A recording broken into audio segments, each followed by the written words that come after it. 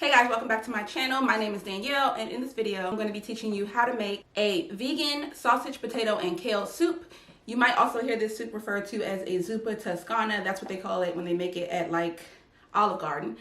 So it's kind of like a copycat recipe for that, but also it's my own interpretation of it. So I wanted to share this recipe with you guys. It's pretty easy to make, but of course I'm going to walk you through it step by step and give you the keys. The keys are my tips and tricks and the things that I think are the most important for you to pay attention to in order for you to complete the recipe successfully. So let's go ahead and get started. So the first thing I did was just gather all my ingredients, and what I used for this recipe were sausage, and the one that I specifically used was the Beyond sausage, and I used the hot Italian. I do recommend that you use this brand of sausage. You don't have to use this particular flavor, but I definitely recommend that you stick with the Beyond sausage brand because it just tastes the most like actual sausage and it has the most flavor in my opinion. I wouldn't really do too many substitutions when it comes to that. And then the next things that I had were 1 can of coconut milk, and then I also had 1 bunch of kale, 1 yellow onion. You really only are going to need like half of it, 4 potatoes, vegetable bouillon, almond milk, and then the things that weren't actually on the table or in that frame were water. And then you're also going to need some oil and some flour, and you need those to make a roux with so that you can kind of create a sauce as the base for your soup. So that's all you're going to need to get started. So let's jump into how I actually made the soup. The first thing I did was just cook the sausage, and I like mine done really well done, so I cooked it and kind of broke it up into small pieces. You don't want to leave the links whole because you do want to be able to eat it in the soup on your spoon, so I feel like that makes sense.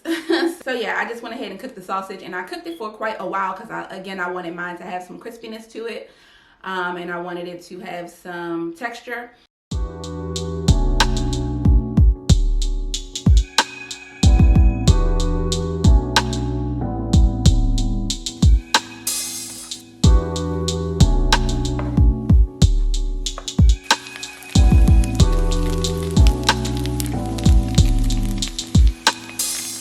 So while that was cooking, then I went ahead and chopped up my kale, and then I just popped that into a colander and rinsed it under the sink just to make sure I got any dirt and grit off of it.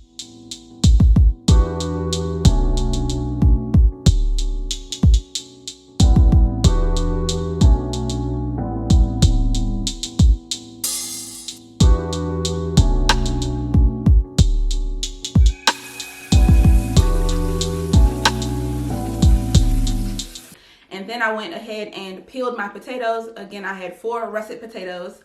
But if all you had was like Yukon potatoes or something like that, you could definitely substitute the russet potatoes in this recipe with those, and you would, I'm sure, be fine. As far as chopping the potatoes, you can chop them however you want, but if you were to go to Olive Garden, the potatoes would be sliced as opposed to chopped. So I went ahead and sliced my potatoes into kind of thin slices, and then I moved on to the onion, and I just diced that into small pieces, and again I just used half of the onion as opposed to the whole thing.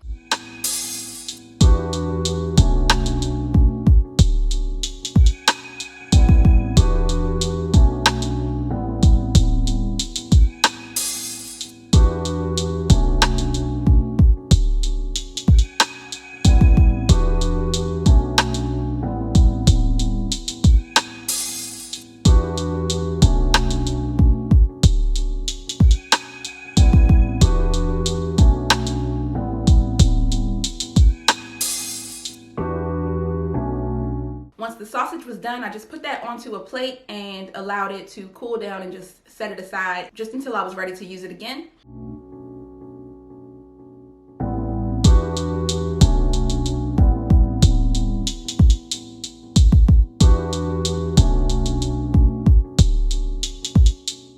Then I got started on my roux, and I used a couple tablespoons of oil and then a couple tablespoons of flour, and you just want to whisk those together. You really want to do like 1 to 1. In the end, I ended up doing about a 1/4 cup of each because I had to go back and add more oil because it was too thick.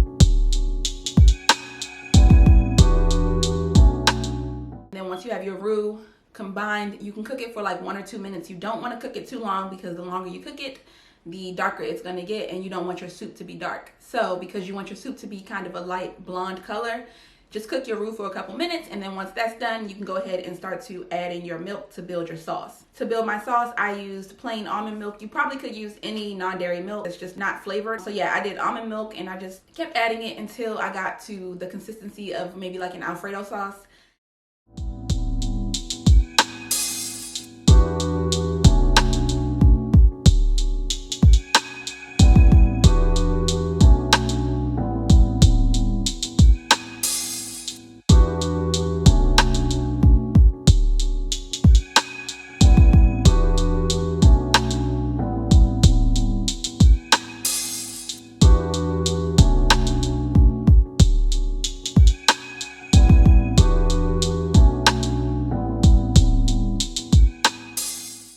And then I added all of my soup base or my sauce into a bigger pot so that I can start to build my soup.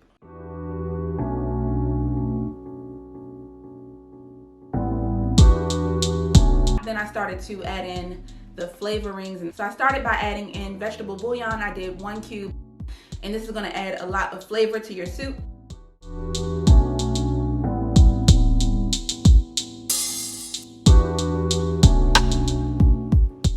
Next, I added in about 3/4 of a can of coconut milk, and keep in mind this recipe does make a lot of soup. I have a family of 6, so I was cooking for my whole family, but if it's just you, you might want to halve the recipe because it does, again, make quite a bit.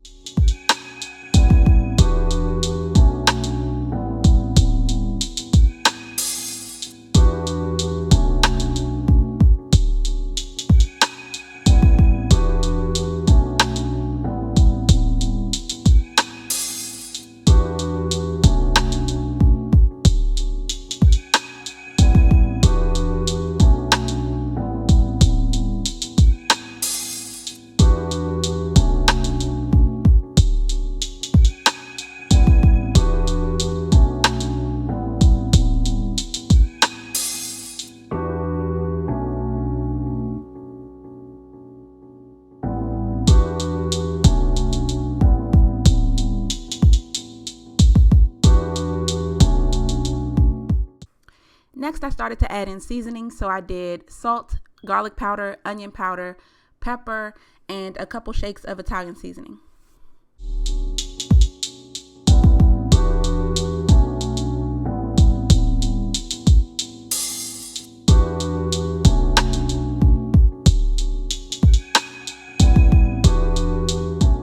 Then I added about half of the sausage into it just to flavor the soup even more.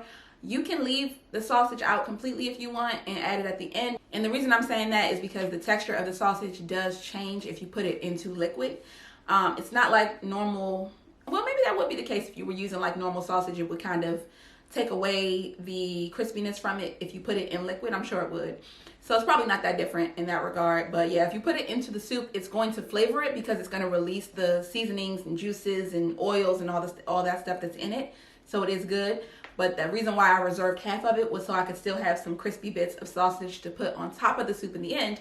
One, because it looks really nice, and also because it gives you that textural contrast. And also, I know that I added my seasonings according to my taste, but this is definitely something you can play with and kind of personalize it to your own personal taste. So if you like more onion flavor, or you like more garlic flavor, or you wanted more kale in your soup, or you wanted less potatoes, you can definitely do any of that. So as I was seasoning it, I was tasting it and making sure that it was good. Don't just follow my recipe or take my word for it because it's written for my personal taste. If you feel like it needs more pepper, more salt, whatever you think, then just add those seasonings. And then once you have it to where you want it, pop the top on and let it simmer for maybe about 30 minutes. So once that was done, I just went ahead and plated it up, and this is what I had.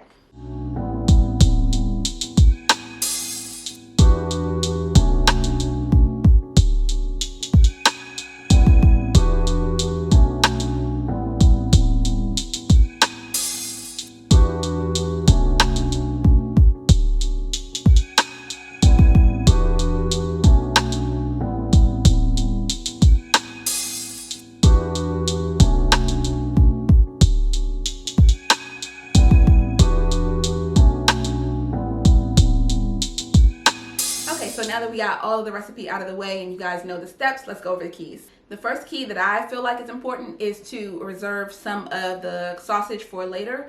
Again, because like I said, it does change the texture of the sausage for it to be in the soup. I would recommend that you put some in just to give your soup a little bit more flavor, but I also would recommend that you reserve some because it gives you a textural contrast at the end and it just looks really nice. The next key that I have for you is to add water and milk to it because there is a such thing as being too creamy. The water kind of cuts through the creaminess a little bit and gives you like the right amount of creaminess, if that makes sense. I really need to find a better word than creaminess, but I feel like you guys know what I'm talking about, so I'll just go with that for now. And then the last key is to taste your food as you go and season it according to your own taste buds because you might want it to be a little bit more spicy. You could add some red pepper flake to it if that's the case. You might want it to be a little bit more salty or a little bit more oniony or a little bit more garlicky, or you might want it to have a little more Italian flavor to it, so you might want to add more Italian seasoning, or you might want to add some basil or whatever. I mean, it's cooking and it's personal, so it goes according to your own taste buds. A recipe is just a starting point, so you can play with it and do what you like. So that is it for this video. I hope you guys enjoyed it. Hopefully you got something out of it, and hopefully you will give this recipe a try. If you do, let me know how you like it in the description box below. Also, don't forget to subscribe to my channel. There's going to be much more recipes coming, as well as other kinds of content like what I eat in a day, things like that. So if you're interested in all of that, then definitely subscribe. Share this video with someone who you also think might like it and or benefit from watching it. And I'll see you guys in the next video. Bye.